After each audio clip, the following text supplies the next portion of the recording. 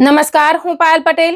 અમેરિકાના તારીખ 23 ઓગસ્ટ 2026 આજના મહત્વના સમાચારની વાત કરીએ તો અમેરિકામાં નવો બિઝનેસ શરૂ કર્યાના ગણતરીના દિવસોમાં જ ગોળીબાર.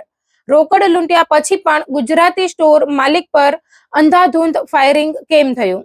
બાજુમાં ઉભેલી 19 વર્ષની દીકરી સામે જ પિતાનો છીનવાયો પડછાયો. હત્યારો હજુ પણ ફરાર. યુએસ વિઝા બુલેટિનમાં મોટો વળાંક. ફેમિલી કેટેગરીમાં વર્ષો જૂની તારીખો અચાનક આગળ વધી, પણ EB2 કેમ થઈ ગયું અચાનક ગાયબ? શું સપ્ટેમ્બરના આ આંકડા તમારા ગ્રીન કાર્ડનું સપનું પૂરું કરશે કે વધારશે ચિંતા? ડ્રોન કેમેરા, નકલી કેશ પાર્સલ અને અંડરકવર પોલીસ. અમેરિકામાં સિનિયર સિટીઝન્સ સાથે થયેલી છેતરપિંડીની કડી ગુજરાતી યુવક યુવતી સુધી કેવી રીતે પહોંચી?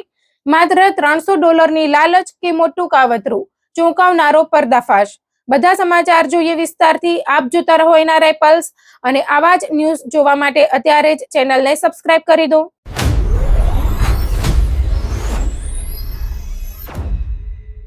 તમે વર્ષો સુધી મહેનત કરીને અમેરિકામાં પોતાનો બિઝનેસ ઊભો કરો, નવો સ્ટોર લો, પરિવારને સાથે રાખીને નવી શરૂઆત કરો અને માત્ર થોડા જ દિવસમાં એ જ સ્ટોરમાં એવી ઘટના બને કે પરિવારની દુનિયા જ પળવારમાં ઉજળી જાય. ટેનેસીના જેક્સનમાં 56 વર્ષીય ગુજરાતી સુરેશભાઈ પટેલ સાથે કંઈક આવું જ બન્યું છે. ગુરુવાર 20 ઓગસ્ટની રાત્રે લગભગ 9 વાગ્યે રીચક્રેસ્ટ સેલર્સ નામના સ્ટોરમાં એક માસ્ક પહેરેલો બંદૂકધારી લૂંટના ઈરાદે ઘૂસ્યો, કેશની માંગણી કરી અને પૈસા મળી ગયા પછી પણ અનેક રાઉન્ડ ફાયરિંગ કરી દીધું. આ ગોળીબારમાં સુરેશભાઈ પટેલનું ઘટના સ્થળે જ મોત થયું. સૌથી હચમચાવી નાખે તેવી વાત એ છે કે જ્યારે ગોળીઓ ચાલી રહી હતી ત્યારે સુરેશભાઈની 19 વર્ષની દીકરી તેમની બાજુમાં જ ઊભી હતી અને સદનસીબે તેને ઈજા થઈ નથી. એટલે એક તરફ પરિવારના માથા પરથી પિતાનો પડછાયો છીનવાઈ ગયો અને બીજી તરફ દીકરી જાણે મોતના મોઢામાંથી પાછી આવી હોય તેવી સ્થિતિ બની છે. અમેરિકામાં રહેતા ભારતીયો અને ખાસ કરીને નાના store, gas station, convenience store કે અન્ય બિઝનેસ ચલાવતા ગુજરાતીઓ માટે આ ઘટના માત્ર હત્યાના સમાચાર નથી, પરંતુ પોતાના પરિવાર અને બિઝનેસની સુરક્ષા અંગે ગંભીર ચેતવણી પણ છે. પોલીસના જણાવ્યા પ્રમાણે જેક્સનના રીચક્રેસ્ટ રોડ એક્સટેન્ડેડ પર આવેલા સ્ટોરમાં રાત્રે લગભગ 9 વાગે લૂંટ અને ફાયરિંગની માહિતી મળતા પોલીસ પહોંચી હતી. એક અજાણ્યો શખ્સ સ્ટોરમાં ઘૂસ્યો, બંદૂક બતાવી, કર્મચારીઓ પાસેથી રોકડની માંગણી કરી અને કેશ લીધા બાદ અચાનક અનેક ગોળીઓ ચલાવી દીધી. ગોળીઓ વાગતા સુરેશભાઈનું મોત થયું. પોલીસના વર્ણન પ્રમાણે શંકાસ્પદ શખ્સ અશ્વેત પુરુષ હતો. તેણે ગ્રે હુડી, જીન્સ અને માસ્ક પહેર્યો હતો. ઘટના બાદ તે સફેદ રંગની સેડાન કારમાં ફરાર થઈ ગયો. પોલીસ હજુ સુધી તેની ઓળખ કરી શકી નથી અને લોકો પાસે માહિતી આપવા અપીલ કરી રહી છે. હવે અહીં એક સવાલ ખૂબ મોટો છે. જો લૂંટારાને પૈસા મળી ગયા હતા તો પછી ફાયરિંગ શા માટે કરવામાં આવ્યું? આ સવાલનો જવાબ હજુ તપાસમાં છે અને તેના ઈરાદા વિશે ચોક્કસ રીતે કંઈ કહી શકાય નહીં. પરંતુ એક વાત સ્પષ્ટ છે કે થોડા પૈસાની લૂંટની ઘટના એક પરિવાર માટે જીવનભરની દુઃખદ યાદ બની ગઈ છે. સુરેશભાઈ મૂળ મહેસાણા જિલ્લાના કડી તાલુકાના આખજ ગામના વતની હોવાનું સામે આવ્યું છે. સૌથી દુઃખદ વાત એ છે કે તેમણે આ સ્ટોરની માલિકી માત્ર થોડા દિવસ પહેલા જ સંભાળી હતી. અમેરિકામાં નવી શરૂઆત કરવાની આશા સાથે શરૂ થયેલો આ બિઝનેસ થોડા જ દિવસોમાં પરિવાર માટે અણધારી દુર્ઘટનાનું કારણ બની ગયો. ઘટનાના સમયે સ્ટોરમાં એક 70 વર્ષીય કર્મચારી પણ હાજર હતા. ફાયરિંગના ગભરાટમાં તેઓ નીચે પડી ગયા અને તેમના કાંડામાં ફ્રેક્ચર થયું હોવાનું અહેવાલોમાં જણાવાયું છે. એટલે આ ઘટનામાં એક વ્યક્તિએ જીવ ગુમાવ્યો, એક વૃદ્ધ કર્મચારીને ઈજા થઈ અને એક 19 વર્ષની દીકરીએ પોતાની આંખો સામે પિતાને ગુમાવ્યા. ભારતીય અને ગુજરાતી સમાજ માટે આ સમાચાર એટલા માટે પણ કઠિન છે કારણ કે અમેરિકામાં નાના સ્ટોર અને કન્વીનિયન્સ બિઝનેસ ચલાવતા ઘણા ભારતીય પરિવારો લાંબા કલાકો સુધી પોતે જ કાઉન્ટર પાછળ ઊભા રહે છે. ઘણી વખત રાત્રે મોડા સુધી સ્ટોર ખુલ્લો રાખવો પડે છે, કેશ સંભાળવા પડે છે અને અજાણ્યા ગ્રાહકો સાથે સીધો સંપર્ક રહે છે. સુરેશભાઈ પટેલની ઘટના આપણને ફરી યાદ અપાવે છે કે બિઝનેસ કરતા પહેલા સુરક્ષા પણ એટલી જ મહત્વની છે. અને આ પહેલી ઘટના નથી કે જેમાં અમેરિકામાં ગુજરાતી મૂળના સ્ટોર કર્મચારી અથવા માલિકે લૂંટ કે ફાયરિંગમાં જીવ ગુમાવ્યો હોય. મે 2025માં ટેનેસીના લ્યુસબર્ગમાં 34 વર્ષીય પરેશ એટલે કે પ્રિન્સ પટેલ ગેસ સ્ટેશન પર કામ કરતા હતા ત્યારે સશસ્ત્ર લૂંટ દરમિયાન તેમની હત્યા કરવામાં આવી હતી. અહેવાલો અનુસાર તેમને લૂંટારોને કેશ આપી દીધા પછી પણ તેમના પર અનેક રાઉન્ડ ફાયરિંગ કરવામાં આવ્યું હતું. આ કેસમાં આરોપીની ધરપકડ કરવામાં આવી હતી. એટલે જ ટેનેસીમાં બનેલી હાલની ઘટના અને પ્રિન્સ પટેલની ઘટના વચ્ચે એક ચોંકાવનારી સમાનતા જોવા મળે છે. બંને કિસ્સામાં સ્ટોર અથવા ગેસ સ્ટેશનમાં લૂંટ આવી, કેશની માંગણી થઈ અને પૈસા આપ્યા પછી પણ ગોળીબાર થયો. પરંતુ વાત અહીં અટકતી નથી. 2025માં સાઉથ કેરોલિનામાં ગુજરાતી મૂળની કિરણ પટેલની પણ સ્ટોરમાં લૂંટ દરમિયાન હત્યા થઈ હતી. અહેવાલો પ્રમાણે માસ ગનમેન સ્ટોરમાં આવ્યો હતો અને ઘટનાક્રમ દરમિયાન કિરણ પટેલને ગોળી વાગી હતી. તેઓ સ્ટોરમાંથી બહાર ભાગવાનો પ્રયાસ કરતા હતા, પરંતુ હુમલાખોરે તેમનો પીછો કર્યો અને પાર્કિંગ લોટમાં તેઓ ગંભીર રીતે ઘાયલ થયા બાદ મૃત્યુ પામ્યા. અને થોડા મહિના પહેલા વર્જિનિયાના નોરફોકમાં પણ ગુજરાત મૂળની મેઘના પટેલનું સ્ટોરની અંદર ગોળી વાગવાથી મોત થયું હતું. આ ઘટનાઓને એક પછી એક જોઈએ ત્યારે સ્વાભાવિક રીતે સવાલ થાય છે કે શું અમેરિકામાં ખરેખર ક્રાઇમ વધી રહ્યો છે? અહીં એક મહત્વની વાત સમજવી જરૂરી છે. એફબીઆઈએ 2025ના રાષ્ટ્રીય ક્રાઇમ આંકડા જાહેર કર્યા છે અને તેમાં એક તરફ અમેરિકામાં હિંસક ગુનાઓમાં નોંધપાત્ર ઘટાડો જોવા મળ્યો છે. એફબીઆઈ અનુસાર 2025માં મર્ડર અને નોન નેગ્લિજેન્ટ મેનસ્લોટરમાં અંદાજે 18.1% ઘટાડો થયો, જ્યારે રોબરીમાં 18.5% ઘટાડો થયો. અમેરિકાનો 2025નો મર્ડર રેટ પ્રતિ 1 લાખ લોકો પાછળ 4.1 રહ્યો, જે 1955 અને 1956ના સ્તર સાથે જોડાયેલો સૌથી નીચો દર છે. એટલે આંકડાઓ કહે છે કે અમેરિકામાં કુલ મળીને ક્રાઇમ ઘટ્યો છે, પરંતુ તેનો અર્થ એવો બિલકુલ નથી કે દરેક શહેર, દરેક સ્ટોર અથવા દરેક વ્યક્તિ સુરક્ષિત છે. એક પરિવાર માટે એક જ ઘટના આખી જિંદગી બદલી નાખવા માટે પૂરતી છે. ખાસ કરીને એવા લોકો માટે જે રાત્રે સુધી સ્ટોર ચલાવે છે, કેશ કાઉન્ટર પર એકલા રહે છે અથવા પરિવારના સભ્યોને પણ કામોમાં સાથે રાખે છે. સુરેશભાઈની દીકરીનું બચી જવું સદનસીબ છે, પરંતુ એ જ ઘટનાએ બતાવી દીધું કે ગોળીબાર ક્યારે અને ક્યાં થશે તેની કોઈ ખાતરી નથી. તેથી અમેરિકામાં રહેતા ગુજરાતી અને ભારતીય સ્ટોર માલિકોએ હવે સુરક્ષાને બિઝનેસનો મહત્વપૂર્ણ ભાગ માનવો પડશે. શક્ય હોય ત્યાં સુધી સ્ટોરમાં સારી સીસીટીવી સિસ્ટમ, પેનિક બટન, પૂરતી લાઇટિંગ, કેશ કાઉન્ટર માટે સુરક્ષિત વ્યવસ્થા અને રાત્રિના સમયે એકલા કામ ન કરવાની વ્યવસ્થા રાખવી જરૂરી છે. લૂંટારૂ બંદૂક લઈને આવે ત્યારે પૈસા બચાવવા માટે જીવ જોખમમાં મૂકવો યોગ્ય નથી. કેશ ફરી કમાઈ શકાય છે, પરંતુ જીવ પાછો મળતો નથી. અને કદાચ આ ઘટનામાંથી સૌથી મોટી શીખ પણ આ જ છે. અમેરિકામાં વર્ષોથી મહેનત કરીને ઘર બનાવનારા, બાળકોને ભણાવનારા અને બિઝનેસ ઊભો કરનારા દરેક ગુજરાતી પરિવાર માટે સુરક્ષા હવે માત્ર પોલીસની જવાબદારી નથી, પરંતુ પોતાની દુકાન, કર્મચારીઓ અને પરિવાર માટેની રોજિંદી સાવચેતી પણ છે. સુરેશભાઈ પટેલ હવે આપણા વચ્ચે નથી, પરંતુ તેમની સાથે બનેલી આ દુઃખદ ઘટના અનેક પરિવારોને અનેક મહત્વપૂર્ણ સંદેશ આપી રહી છે. સ્ટોરમાં કેશ બચાવવા કરતા જીવન બચાવવું વધુ મહત્વનું છે અને રાત્રે કામ કરતી વખતે એક નાની સાવચેતી પણ ક્યારેક આખા પરિવારનું ભવિષ્ય બચાવી શકે છે. સુરેશભાઈના પરિવાર માટે આ માત્ર એક સમાચાર નથી, આ આખી જિંદગીનો ઘા છે. 56 વર્ષની ઉંમરે એક ગુજરાતી પરિવારનો સભ્ય અમેરિકાની ધરતી પર પોતાના નવા બિઝનેસની શરૂઆત કર્યા પછી માત્ર થોડા જ દિવસોમાં ગોળીબારનો ભોગ બન્યો. દીકરીએ પોતાની આંખ સામે પિતાને ગુમાવ્યા અને હવે પરિવારને ન્યાયની રાહ જોવી પડી રહી છે. અમેરિકામાં રહેતા મિત્રો, આપણે પ્રાર્થના કરીએ કે આરોપી ઝડપથી પકડાય, પરિવારને ન્યાય મળે અને આવી ઘટના ફરી કોઈ ગુજરાતી કે ભારતીય પરિવાર સાથે ન બને. કારણ કે ક્રાઇમના રાષ્ટ્રીય આંકડા ભલે ઘટતા હોય, પરંતુ જ્યારે ગોળી આપણા પોતાના સમાજના કોઈ વ્યક્તિને વાગે છે ત્યારે એ આંકડો નથી રહેતો. એ કોઈના પિતા હોય છે, કોઈની માતા હોય છે, કોઈનો ભાઈ હોય છે અને કોઈ આખા પરિવારની દુનિયા હોય છે. અમેરિકામાં રહેતા તમામ ગુજરાતી અને ભારતીય પરિવારોને પણ અપીલ છે કે આવી ઘટનાઓને માત્ર સમાચાર તરીકે ન જુઓ. જો તમે સ્ટોર, ગેસ સ્ટેશન કે અન્ય બિઝનેસ ચલાવતા હોવ તો રાત્રિના સમયે સુરક્ષા વ્યવસ્થા મજબૂત રાખો. શંકાસ્પદ વ્યક્તિ દેખાય તો સાવચેત રહો અને કોઈ પણ લૂંટની સ્થિતિમાં જીવનને સૌથી વધુ પ્રાથમિકતા આપો. સુરેશભાઈ પટેલની ઘટના આપણને ફરી એકવાર આ જ મહત્વપૂર્ણ પાઠ શીખવે છે.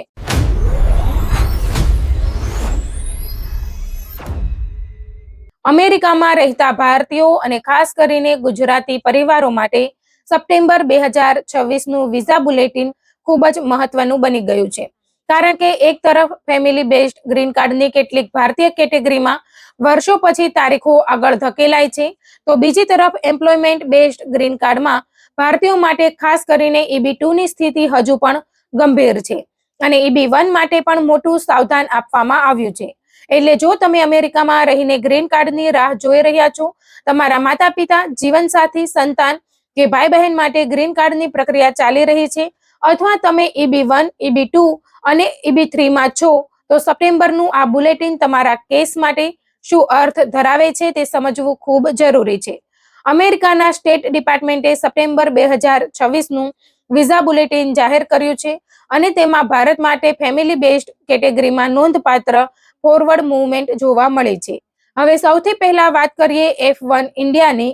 F1 કેટેગરીમાં અમેરિકન સિટીઝનના 21 વર્ષથી વધુ ઉંમરના અપરિણીત પુત્ર કે પુત્રી આવે છે અને સપ્ટેમ્બર 2026માં ભારત માટે ફાઇનલ એક્શન ડેટ 22 જાન્યુઆરી 2020 સુધી પહોંચી ગઈ છે. એટલે જો તમારી પ્રાયોરિટી ડેટ 22 જાન્યુઆરી 2020 પહેલાની છે, તો આ મહિને તમારા કેસ માટે મહત્વપૂર્ણ પ્રગતિ થઈ શકે છે. જો કે વિઝા બુલેટિનમાં તારીખ આગળ વધે એટલે ગ્રીન કાર્ડ આપમેળે હાથમાં આવી જાય એવું નથી. તમારી પ્રાયોરિટી ડેટ, કેટેગરી અને બાકીની ઇમિગ્રેશન પ્રક્રિયા પણ યોગ્ય રીતે પૂર્ણ થયેલી હોવી જરૂરી છે. હવે વાત કરીએ F2A ઇન્ડિયાની, જે ઘણા ભારતીય પરિવારો માટે મહત્વની કેટેગરી છે. F2A માં ગ્રીન કાર્ડ હોલ્ડરના જીવનસાથી અને બાળકો આવે છે અને સપ્ટેમ્બર 2026માં ભારત માટે ફાઇનલ એક્શન ડેટ 22 ઓગસ્ટ 2026 છે. જ્યારે ડેટ્સ ફોર ફાઇલિંગમાં ભારત માટે સ્થિતિ કરંટ છે, એટલે અમેરિકામાં રહેલા એવા ભારતીયો કે જેઓ પોતાના જીવનસાથી અથવા બાળકોને ગ્રીન કાર્ડ દ્વારા અમેરિકા લાવવાની રાહ જોઈ રહ્યા છે, તેમના માટે આ માહિતી ખાસ મહત્વની છે. હવે F2B ઇન્ડિયા તરફ આવીએ. આ કેટેગરી ગ્રીન કાર્ડ હોલ્ડરના 21 વર્ષથી વધુ ઉંમરના અપરિણીત સંતાનો માટે છે અને સપ્ટેમ્બર 2026માં ભારત માટે તારીખ 22 ઓગસ્ટ 2019 સુધી પહોંચી છે. જો તમારી પ્રાયોરિટી ડેટ આ તારીખ પહેલાની છે, તો તમારા કેસમાં આગળ વધવાની સ્થિતિ બની શકે છે, પરંતુ તારીખ એલિજિબલ થવી એ ગ્રીન કાર્ડ મંજૂરીની ગેરંટી નથી. હવે વાત કરીએ F3 ઇન્ડિયાની, જે અમેરિકન સિટીઝનના પરિણીત પુત્ર અથવા પુત્રી માટે ગ્રીન કાર્ડની પ્રક્રિયા થાય છે. સપ્ટેમ્બર 2026માં ભારત માટે F3 final action date 22 October 2014 છે. એટલે વર્ષોથી રાહ જોઈ રહેલા ઘણા ભારતીય પરિવારો માટે આ તારીખ ખૂબ જ મહત્વપૂર્ણ બની શકે છે. ખાસ કરીને જેમણે વર્ષો પહેલા પિટિશન ફાઇલ કરી હતી, તેઓએ પોતાની પ્રાયોરિટી ડેટ આ નવી તારીખની અંદર આવે છે કે નહીં તે તપાસવું જોઈએ. હવે આવે છે F4 ઇન્ડિયા, એટલે અમેરિકન સિટીઝનના ભાઈ અથવા બહેન માટેની કેટેગરી. અહીં ભારત માટે સપ્ટેમ્બર 2026ની ફાઇનલ એક્શન ડેટ 1 નવેમ્બર 2006 છે. એટલે F4 ઇન્ડિયામાં હજુ પણ લાંબી રાહ જોવા જેવી સ્થિતિ છે. પરંતુ જે લોકોની પ્રાયોરિટી ડેટ 1 નવેમ્બર 2006 પહેલાની છે, તેમના માટે આ તારીખ ખાસ ધ્યાનમાં લેવા જેવી છે. હવે ફેમિલી બેઝડ કેટેગરી પછી સૌથી મહત્વનો ભાગ આવે છે એમ્પ્લોયમેન્ટ બેઝડ ગ્રીન કાર્ડનો, અને અહીંથી ભારતીય અરજદારો માટે સમાચાર થોડા ચિંતાજનક બને છે. સૌથી પહેલા EB1 ઇન્ડિયા. સપ્ટેમ્બર 2026માં ભારત માટે EB1 final action date 15 October 2022 છે, પરંતુ અહીં માત્ર તારીખ જોવી પૂરતી નથી, કારણ કે સ્ટેટ ડિપાર્ટમેન્ટે ચેતવણી આપી છે કે ભારતમાંથી EB1ની માંગ વધુ રહેવાના કારણે નાણાકીય વર્ષ પૂરું થાય તે પહેલા EB1 ઇન્ડિયા અનઅવેલેબલ થઈ શકે છે. એટલે જો તમે EB1માં છો અને તમારી પ્રાયોરિટી ડેટ આ તારીખની અંદર આવે છે, તો તમારા કેસની સ્થિતિ અને જરૂરી પ્રક્રિયા વિશે ખાસ ધ્યાન આપવું જરૂરી છે. હવે આવીએ ભારતીયો માટે સૌથી વધુ ચર્ચામાં રહેલી EB2 ઇન્ડિયા કેટેગરી પર. સપ્ટેમ્બર 2026માં EB2 ઇન્ડિયા અનઅવેલેબલ છે, એટલે હાલમાં ભારતીય અરજદારો માટે આ કેટેગરીમાં ફાઇનલ એક્શન ડેટ ઉપલબ્ધ નથી. આ સ્થિતિને હળવાશથી ન લેવી, કારણ કે ઉપલબ્ધ ઇમિગ્રન્ટ વિઝા નંબર્સની મર્યાદા પહોંચી જતા આ કેટેગરીમાં આવી સ્થિતિ સર્જાય છે. હવે EB3 ઇન્ડિયા તરફ નજર કરીએ. સપ્ટેમ્બર 2026માં EB3 ઇન્ડિયા માટે ફાઇનલ એક્શન ડેટ 1 જાન્યુઆરી 2014 છે. એટલે જો તમારી EB3 પ્રાયોરિટી ડેટ 1 જાન્યુઆરી 2014 પહેલાની છે, તો આ તારીખ તમારા કેસ માટે ખાસ મહત્વ ધરાવે છે. જો કે EB3 માં પણ તારીખ આગળ વધે એટલે તરત ગ્રીન કાર્ડ મંજૂર થઈ જશે એવું માનવું યોગ્ય નથી. હવે એક ખૂબ મહત્વની બાબત અમેરિકામાં રહેતા ભારતીયો અને ગુજરાતીઓએ ખાસ યાદ રાખવી જોઈએ. વિઝા બુલેટિનમાં મુખ્યત્વે 2 પ્રકારની તારીખો હોય છે: ફાઇનલ એક્શન ડેટ્સ અને dates for filing. Final action date બતાવે છે કે ક્યારે ઇમિગ્રન્ટ વિઝા નંબર્સ અંતિમ મંજૂરી માટે ઉપલબ્ધ થઈ શકે છે, જ્યારે ડેટ્સ ફોર ફાઇલિંગ દસ્તાવેજી પ્રક્રિયા શરૂ કરવાની સમયરેખા સાથે સંબંધિત છે. જો તમે અમેરિકાની અંદર એડજસ્ટમેન્ટ ઓફ સ્ટેટસ કરી રહ્યા છો તો USCIS કયા ચાર્ટને મંજૂરી આપે છે તે અલગથી તપાસવું જરૂરી છે. હવે ભારતીયો માટે DV 2026 ની વાત કરીએ. ભારત એશિયા રીઝનમાં આવે છે અને સપ્ટેમ્બર માટે એશિયા રીઝનનો કટ ઓફ 40,000 છે. જો તમે DV 2026 માં ભારતમાંથી સિલેક્ટ થયા છો તો તમારો કેસ નંબર આ કટ ઓફની અંદર છે કે નહીં તે તપાસવું જરૂરી છે. પરંતુ અહીં સમય ખૂબ ઓછો છે, કારણ કે DV 2026 નું નાણાકીય વર્ષ 30 સપ્ટેમ્બર 2026 ના રોજ પૂરું થાય છે અને ત્યાર પછી DV 2026 ના વિઝા ઇસ્યુ થઈ શકશે નહીં. એટલે જો તમે DV 2026 સિલેક્ટી છો તો હવે એક પણ દિવસ બેદરકારી કરવાનો નથી. કટ ઓફની અંદર કેસ નંબર હોવો જરૂરી છે, પરંતુ માત્ર કટ ઓફ સુધી પહોંચવાથી વિઝા મળવાની ગેરંટી નથી. હવે સવાલ એ છે કે ફેમિલી બેઝડ કેટેગરીમાં ભારતની તારીખો આટલી આગળ કેમ વધી? ઉપલબ્ધ ઇમિગ્રન્ટ વિઝા નંબર્સનો ઉપયોગ નાણાકીય વર્ષ પૂરું થાય તે પહેલા થઈ શકે તે માટે તારીખોમાં નોંધપાત્ર ફેરફાર કરવામાં આવ્યો છે. પરંતુ અહીં એક મોટી ચેતવણી છે: જો અરજીઓની માંગ અચાનક વધી જાય તો તારીખો ફરીથી પાછળ જઈ શકે છે, જેને રેટ્રોગ્રેશન કહેવામાં આવે છે, અથવા ઉપલબ્ધ વિઝા નંબર્સ સમાપ્ત થાય તો કેટેગરી અનઅવેલેબલ થઈ શકે છે. એટલે આજે તારીખ આગળ છે એટલે આવનારા મહિને પણ એ જ રહેશે એવું માનવું યોગ્ય નથી. હવે અમેરિકામાં રહેતા ભારતીયો અને ગુજરાતી મિત્રો, તમારે શું કરવું? સૌથી પહેલા તમારા I-130 અથવા એમ્પ્લોયમેન્ટ બેઝડ પિટિશનમાં દર્શાવેલી પ્રાયોરિટી ડેટ શોધો. પછી તમારી category F1, F2A, F2B, F3, F4, EB1, EB2 કે EB3 માંથી કઈ છે તે ચોક્કસ જાણો. ત્યારબાદ સપ્ટેમ્બર 2026 ના ઇન્ડિયા કોલમમાં તમારી તારીખ સાથે સરખામણી કરો. જો તમે અમેરિકામાં એડજસ્ટમેન્ટ ઓફ સ્ટેટસ માટે રાહ જોઈ રહ્યા છો તો USCIS કયો ચાર્ટ ઉપયોગ કરી રહ્યું છે તે પણ તપાસો. અને જો તમે EB1 ઇન્ડિયા અથવા EB2 ઇન્ડિયામાં છો તો ખાસ સાવચેતી રાખો, કારણ કે આ બંને કેટેગરીમાં ભારતીય અરજદારો માટે સ્થિતિ સામાન્ય ફેમિલી બેઝડ કેટેગરી કરતા અલગ છે. ખાસ કરીને EB2 ઇન્ડિયા માટે સપ્ટેમ્બરમાં અનઅવેલેબલ સ્થિતિ છે, જ્યારે EB1 ઇન્ડિયા માટે 15 ઓક્ટોબર 2022 ની તારીખ સાથે અનઅવેલેબલ થવાની ચેતવણી છે. એટલે આ વખતે વિઝા બુલેટિનનો સૌથી મોટો સંદેશ એ છે કે ભારતીય ફેમિલી બેઝડ અરજદારો માટે ઘણી કેટેગરીમાં રાહ જોતા લોકો માટે આશાની કિરણ દેખાય છે, પરંતુ એમ્પ્લોયમેન્ટ બેઝડમાં ભારતીયો માટે હજુ પણ પડકારો યથાવત છે. જો તમારી પ્રાયોરિટી ડેટ નવી તારીખની અંદર આવે છે તો તમારા કેસની સ્થિતિ તપાસો, જરૂરી દસ્તાવેજો તૈયાર છે કે નહીં તે જુઓ અને કોઈ મહત્વનું પગલું બાકી ન રહે તેની ખાતરી કરો. જો તમારી તારીખ હજુ આગળ નથી આવી તો નિરાશ ન થશો, કારણ કે વિઝા બુલેટિન દર મહિને બદલાઈ શકે છે. આ માહિતી સામાન્ય જાણકારી માટે છે, કાનૂની સલાહ નથી. તમારા વ્યક્તિગત કેસ માટે USCIS, US ડિપાર્ટમેન્ટ ઓફ સ્ટેટની સત્તાવાર માહિતી અથવા યોગ્ય ઇમિગ્રેશન વકીલની સલાહ લેવી સૌથી સુરક્ષિત રહેશે.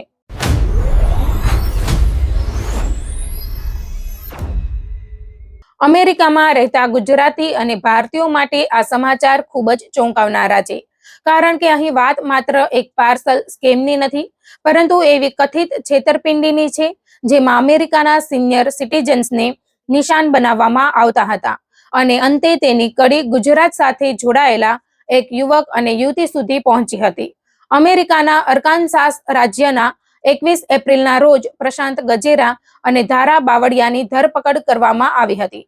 અને સૌથી ચોંકાવનારી વાત એ છે કે પોલીસને બંનેને પકડવા માટે લગભગ ફિલ્મી સ્ટાઇલનું સ્ટિંગ ઓપરેશન ગોઠવવું પડ્યું હતું. તેમાં $29,500નું કેશ ભરેલું નકલી પાર્સલ તૈયાર કરવામાં આવ્યું હતું. સામે હતો અંડરકવર પોલીસ ઓફિસર. ઉપરથી ડ્રોનની નજર રાખવામાં આવી રહી હતી અને આરોપીઓને ખબર પણ નહોતી કે તેઓ સીધા પોલીસના જાળમાં ફસાઈ રહ્યા છે. અમેરિકામાં રહેતા ભારતીયો, ખાસ કરીને નવા આવેલા લોકો માટે આ સમગ્ર મામલો સમજવો ખૂબ જ જરૂરી છે. કારણ કે અમેરિકામાં કોઈ પણ પ્રકારના પાર્સલ, રિફંડ, બેંક અથવા પેપાલ સંબંધિત કામમાં અજાણ્યા લોકો માટે કેશ લેવા કે આપવા જવું કેટલું જોખમી બની શકે છે તેનો આ કેસ મોટો દાખલો છે. મળતી વિગતો પ્રમાણે આ કૌભાંડમાં અમેરિકાના સિનિયર સિટીઝન્સને એવો વિશ્વાસ અપાવવામાં આવતો હતો કે તેમના બેંક અથવા પેપલ ખાતામાં ભૂલથી મોટી રકમનું રિફંડ જમા થઈ ગયું છે. ત્યારબાદ તેમને કહેવામાં આવતું કે આ પૈસા તરત આપવા પડશે અને એ માટે કોઈ વ્યક્તિ તેમના ઘરે અથવા નક્કી કરેલા સ્થળે કેશ ભરેલું પાર્સલ લેવા આવશે. આ જ કથિત નેટવર્ક સુધી પહોંચવા માટે હોમલેન્ડ સિક્યોરિટી ઇન્વેસ્ટિગેશન્સ એટલે કે HSI અને ટ્રીલોજી મીડિયા નામના ગ્રુપે મળીને સ્ટિંગ ઓપરેશન ગોઠવ્યું. તપાસ ટીમે એક નકલી ભોગ બનનાર તૈયાર કર્યો અને આરોપીઓને $29,500નું કેશ પાર્સલ લેવા બોલાવ્યા. પરંતુ પાર્સલમાં રહેલી નોટો નકલી હતી અને તેને લેવા આવનાર વ્યક્તિને ખ્યાલ પણ નહોતો કે સામેનો માણસ સામાન્ય પીડિત નહીં પરંતુ અંડરકવર પોલીસ ઓફિસર છે. સમગ્ર વિસ્તાર પર પોલીસની નજર હતી અને ડ્રોન કેમેરા દ્વારા પણ હિલચાલ પર નજર રાખવામાં આવી રહી હતી. મળતી વિગતો પ્રમાણે પ્રશાંત ગજેરા કાર ચલાવીને આવ્યો હતો અને તેણે ધારા બાવળિયાને એક સ્થળે ઉતારી દીધી હતી. ત્યારબાદ ધારા કથિત રીતે પાર્સલ લેવા આગળ વધી અને પ્રશાંત ફરીથી તેને લેવા માટે આવ્યો હતો. બસ આ જ ક્ષણે પોલીસ માટે રાહ જોવાતી હતી અને ગણતરીની ક્ષણોમાં બંનેને ઝડપી લેવામાં આવ્યા. ધરપકડ બાદ પોલીસને બંને પાસેથી 4 મોબાઈલ ફોન અને અનેક સિમ કાર્ડ પણ મળ્યા હોવાની માહિતી સામે આવી છે. હવે અહીંથી શરૂ થાય છે આ કેસનો સૌથી રસપ્રદ ભાગ, કારણ કે પોલીસની પૂછપરછ દરમિયાન બંનેએ પોતાની ભૂમિકા અંગે અલગ અલગ દાવા કર્યા હતા. પ્રશાંત ગજેરાના જણાવ્યા પ્રમાણે ધારા સાથે તેની મુલાકાત પાર્સલ લેવા જવાની ઘટના પહેલા માત્ર એકાદ અઠવાડિયા પહેલા થઈ હતી. તેનો દાવો હતો કે ધારા તેને આ પાર્સલ પિક કરવા બદલ $300 આપવાની હતી, પરંતુ પ્રશાંતે એવું પણ કબૂલ્યું હોવાનું જણાવાયું છે કે તેને ખબર હતી કે પાર્સલમાં લગભગ $30,000ની કેશ હતી. હવે સવાલ એ હતો કે જો તેને આટલી મોટી રકમ હોવાની જાણ હતી તો તે ત્યાં શા માટે ગયો હતો અને તેને આ કામની ઓફર કોણે કરી હતી. બીજી તરફ ધારા બાવળિયાની સ્ટોરી પણ પોલીસ માટે મહત્વની બની હતી. તેના જણાવ્યા પ્રમાણે તે અમેરિકા આવ્યાના થોડા જ દિવસ થયા હતા અને ભારતમાં તેના પરિવાર પર જીવનું જોખમ હતું. તેના દાવા પ્રમાણે પરિવાર તરફથી તેને પ્રશાંત ગજેરાને મળવાની સૂચના આપવામાં આવી હતી. અરેસ્ટ એફિડેવિટમાં ધારા તરફથી એવો પણ દાવો કરવામાં આવ્યો હોવાનું સામે આવ્યું છે કે તે કપડાના બિઝનેસ માટે અમેરિકા આવી હતી. હવે અમેરિકામાં રહેતા ભારતીયો અને ગુજરાતીઓ ખાસ ધ્યાન આપજો, કારણ કે આવા કેસોમાં આરોપીઓ દ્વારા આપવામાં આવેલા દાવા અને પોલીસને મળેલા પુરાવા એક સરખા હોય તે જરૂરી નથી. આખરે કોર્ટ અને તપાસ એજન્સીઓ પુરાવાના આધારે નિર્ણય લે છે. આ કેસમાં પણ એવું જ થયું. તપાસ દરમિયાન ધારા ખરેખર માત્ર થોડા દિવસ માટે અમેરિકા આવી હતી કે પછી તેના પ્રવાસ પાછળ બીજું કોઈ કારણ હતું તે મુદ્દો પણ મહત્વનો બન્યો. પરંતુ તપાસ એજન્સીઓને તેને પાર્સલ લેવા માટે જ ભારતથી અમેરિકા મોકલવામાં આવી હોવાના નક્કર પુરાવા મળ્યા નહોતા. હવે વાત કરીએ કેસના કોર્ટ પરિણામની. 29 જૂને પ્રશાંત ગજેરાએ પોતાનો ગુનો કબૂલ્યો હતો અને ત્યારબાદ 17 ઓગસ્ટે ધારા બાવળિયાએ પણ પોતાનો ગુનો કબૂલ કર્યો હતો. બંનેને 5 વર્ષની સસ્પેન્ડેડ જેલ સજાની સજા ફટકારવામાં આવી હોવાનું જણાવાયું છે. એટલે કે 5 વર્ષની સજા જાહેર થઈ હોવા છતાં તેનો અમલ તરત જ જેલમાં જઈને 5 વર્ષ પસાર કરવાની રીતે થયો નથી. આ કેસમાં તેઓ સ્ટિંગ ઓપરેશન દરમિયાન જ ઝડપાઈ ગયા હતા અને કથિત કૌભાંડની મોટી રકમ વાસ્તવમાં તેમના હાથમાં પહોંચે તે પહેલા જ પોલીસ કાર્યવાહી થઈ ગઈ હતી, જેના કારણે 10 થી 15 વર્ષ જેવી વધુ આકરી જેલ સજાથી તેઓ બચી ગયા હોવાનું સામે આવ્યું છે.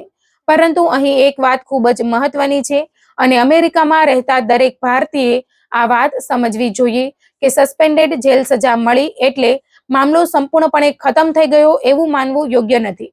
ગુનો કબૂલ કર્યા બાદ ઇમિગ્રેશન સંબંધિત પરિણામો પણ આવી શકે છે અને આ કેસમાં બંનેને અમેરિકામાંથી ભારત ડિપોર્ટ કરવામાં આવે તેવી સ્થિતિ હોવાનું જણાવાયું છે. ભવિષ્યમાં અમેરિકામાં ફરી પ્રવેશ મેળવવો પણ તેમના માટે અત્યંત મુશ્કેલ બની શકે છે. એટલે જો તમે અમેરિકામાં રહો છો, ખાસ કરીને નવા ઇમિગ્રન્ટ છો, વિઝા પર છો, ગ્રીન કાર્ડની પ્રક્રિયામાં છો અથવા તાજેતરમાં જ અમેરિકા આવ્યા છો, તો આ કેસમાંથી એક મોટી શીખ લેવી જરૂરી છે. કોઈ વ્યક્તિ ફોન કરીને કહે કે તમારા ખાતામાં ભૂલથી પૈસા આવી ગયા છે, કોઈ રિફંડ મળ્યું છે, કોઈ કંપનીની કેશ પાછી આપવી છે, અથવા કોઈ પાર્સલ લેવા માટે તમને 200, 300 કે $500 મળશે, તો તરત જ આ કામ કરવા દોડી જશો નહીં. ખાસ કરીને કોઈ અજાણ્યા વ્યક્તિ માટે કેશ ભરેલું પાર્સલ લેવા જવું, પોતાના નામે બેંક અથવા પેપલ ખાતાનો ઉપયોગ કરાવવો અથવા અલગ સિમ કાર્ડથી લોકો સાથે સંપર્ક કરવો તમને ગંભીર કાયદાકીય મુશ્કેલીમાં મૂકી શકે છે. અમેરિકામાં કાયદા ખૂબ કડક છે અને તમે માત્ર એટલું કહીને બચી શકતા નથી કે તમને ખબર નહોતી કે આ કૌભાંડ છે. તમે કઈ રીતે જોડાયેલા હતા, તમને શું ખબર હતી, તમે શું કર્યું અને તેના બદલામાં શું મળવાનું હતું, આ બધી બાબતો તપાસમાં મહત્વ ધરાવે છે. આ કેસમાં પ્રશાંતને $300 મળવાના હતા એવો દાવો પણ સામે આવ્યો છે અને તેને પાર્સલમાં મોટી રકમ હોવાની જાણ હતી એવું પણ જણાવાયું છે. એટલે અમેરિકામાં રહેતા આપણા ગુજરાતી સમાજ માટે આ એક મોટો સાવચેતીનો સંદેશ છે. ખાસ કરીને જો કોઈ નવો ઓળખીતો વ્યક્તિ તમને ઝડપથી પૈસા કમાવાની ઓફર કરે, પાર્સલ લેવા કહે, કોઈ વૃદ્ધના ઘરે જવા કહે અથવા કોઈ અજાણી વ્યક્તિ પાસેથી કેશ લેવાનું કહે, તો 10 વાર વિચારજો. કારણ કે શરૂઆતમાં $300ની નાની કમાણી દેખાઈ શકે છે, પરંતુ જો કામ કાયદેસર ન હોય તો તેની કિંમત વર્ષોની કાનૂની મુશ્કેલી, જેલ, ડિપોર્ટેશન અને અમેરિકામાં ભવિષ્યના પ્રવેશ પર પ્રતિબંધ સુધી પહોંચી શકે છે. પ્રશાંત ગજેરા અને ધારા બવાડિયાનો આ કેસ એ વાતનું પણ ઉદાહરણ છે કે તપાસ એજન્સીઓ હવે માત્ર ફરિયાદ આવ્યા બાદ કાર્યવાહી કરતી નથી, પરંતુ સ્ટિંગ ઓપરેશન, અંડરકવર અધિકારીઓ, ડ્રોન સર્વેલન્સ અને ડિજિટલ પુરાવા જેવા માધ્યમોથી કથિત સ્કેમ નેટવર્ક સુધી પહોંચી શકે છે. તેથી અમેરિકામાં રહેતા દરેક ભારતીય અને ગુજરાતી માટે સૌથી મહત્વનો સંદેશ એ છે કે અજાણ્યા વ્યક્તિના કહેવા પર કોઈ પણ રિફંડ, પાર્સલ અથવા કેશ ટ્રાન્ઝેક્શનમાં સામેલ ન થવું. જો તમને કોઈ શંકાસ્પદ ઓફર મળે તો પહેલા તેની કાયદેસરતા ચકાસો અને જરૂર પડે તો યોગ્ય સત્તાવાર એજન્સી અથવા કાનૂની નિષ્ણાંતની સલાહ લો. કારણ કે આ કેસમાં પણ શરૂઆત કદાચ એક પાર્સલથી થઈ હતી, પરંતુ અંતે વાત પોલીસના સ્ટિંગ ઓપરેશન, કોર્ટમાં ગુનો કબૂલવા, સસ્પેન્ડેડ જેલ સજા અને ડિપોર્ટેશન સુધી પહોંચી ગઈ. અમેરિકામાં રહેતા ગુજરાતીઓ માટે આ માત્ર એક ગુનાની ઘટના નથી, પરંતુ મોટી ચેતવણી છે. એક નાની લાલચ, એક અજાણ્યો ફોન અને એક પાર્સલ તમારી અમેરિકાની આખી જિંદગી બદલી શકે છે.